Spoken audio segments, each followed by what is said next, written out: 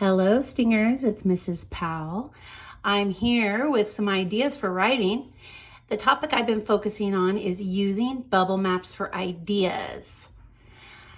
This one is part 2, things I know about. So picking some topics that you particularly know about and building a bubble map to give yourself ideas for writing.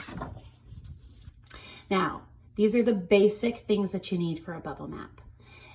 You have your center for your title, which is where you basically put your topic. And then each bubble has something related to that title, something else related to that topic. So I'm using topic and title the same, etc., etc., etc. And something else is really important, but what else? There's something I'm just not ever supposed to forget. But sometimes forget. Oh, there it is. My name and the date, so I know when this wonderful work was done. So if you are turning in work to your teacher online, put your name on it so that it's easier to keep track of.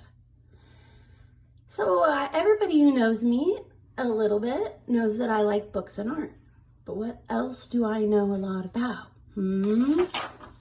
I know about having ADHD, I know about animals, and I know a lot about second grade. Now, basically, I filled this out. This is complete, but it doesn't have a lot of pizzazz, so I can jazz it up a little bit. I colored it. I picked yellow here, and then since these were all related to yellow, I picked secondary colors that have yellow in them. Now here's getting creative. I'm not using words.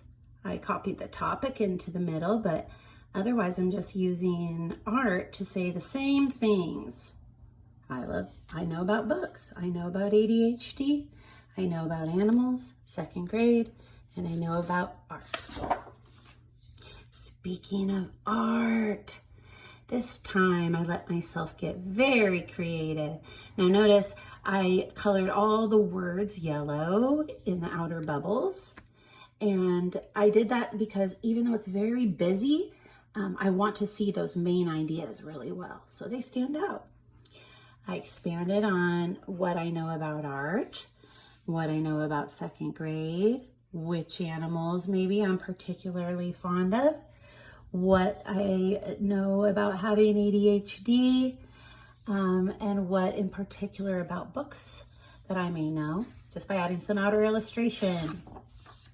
What if I'm not in the mood for drawing and I really just want to get a lot of ideas out? I do not, of course, have to stop at 5 bubbles.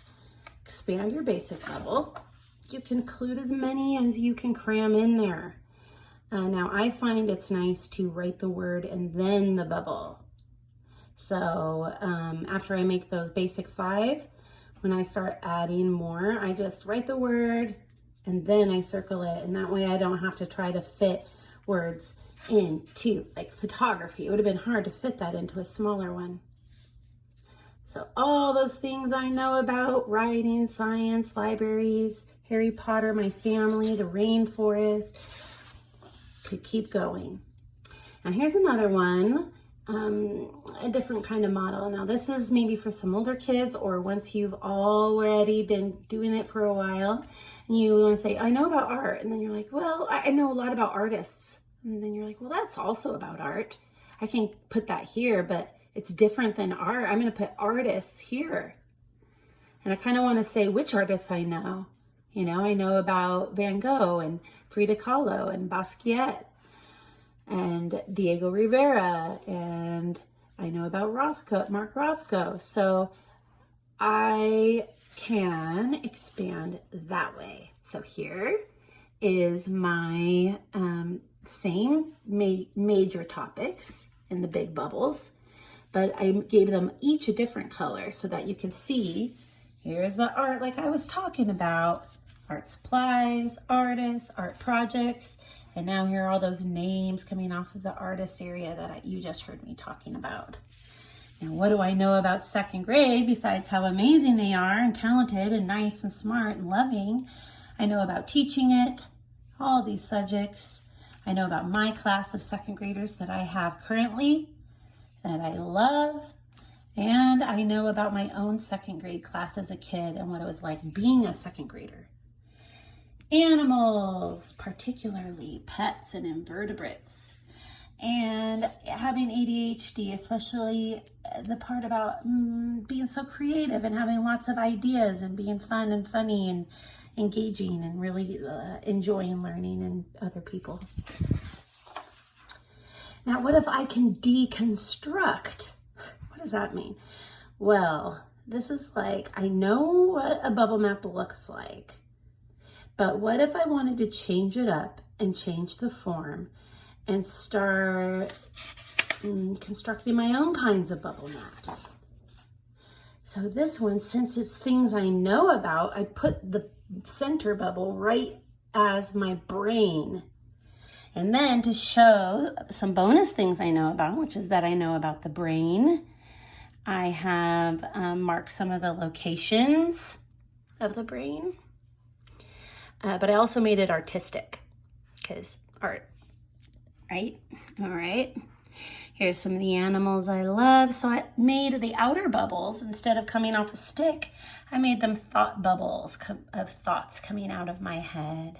These are my ideas, the things that I love. And then I use speech bubbles for part of my title. How do you like my deconstructed bubble map? So what do you know about stingers?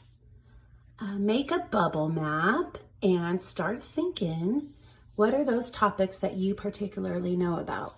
Some line of toys, some line of characters, a sport or a game that you're very good at. You know about your brothers, you know about the kids in your neighborhood, you know about your uncle. Maybe you know about guitar or piano or koi fish, or what do you know about?